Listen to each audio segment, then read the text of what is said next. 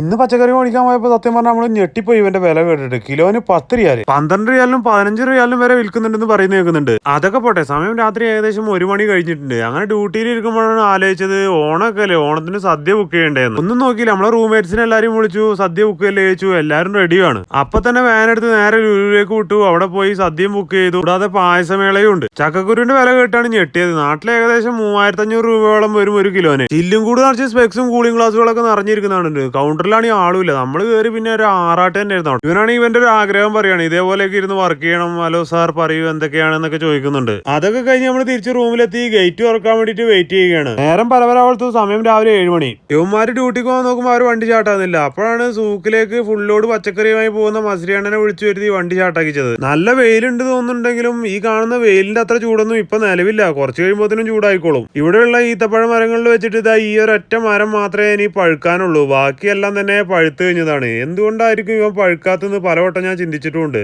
ബാക്കിയുള്ള ഈ കാണുന്ന മരങ്ങളിലൊക്കെ പഴുത്ത് എല്ലാം തന്നെ വാടി പോയിട്ടുണ്ട്, ഉണങ്ങിപ്പോയി. നമുക്ക് ആവശ്യമുള്ളതൊക്കെ നമ്മൾ നേരത്തെ തന്നെ പറിച്ചു വെച്ചിട്ടുണ്ടായിരുന്നു. വർക്കൗട്ട് കഴിഞ്ഞ് തിരിച്ചു വരുന്ന വഴിയിൽ ഫ്രണ്ട് വിളിച്ചിട്ട് പറഞ്ഞു, ഇവിടെ ഫ്ലോറിനിലെ ഓഫർ ഉണ്ട്, അവന് 2 ഷൂ വാങ്ങുമെന്ന് ചോദിച്ചു. ഒന്നും നോക്കിയില്ല, നമ്മള് നേരെ അങ്ങോട്ട് പോയി അവനാവശ്യമുള്ള ഷൂവും വാങ്ങി തിരിച്ച് നമുക്ക് നമ്മളെ ഹള്ളിയിലേക്ക് യാത്ര തിരിക്കാം. അപ്പൊ പുതിയൊരു വീഡിയോ ആയിട്ട് നാളെ കാണാം. ആദ്യമായിട്ട് നമ്മളെ വീഡിയോ കാണുന്ന സുഹൃത്തുക്കള് ഫോളോ ചെയ്യാൻ മറക്കല്ലേ.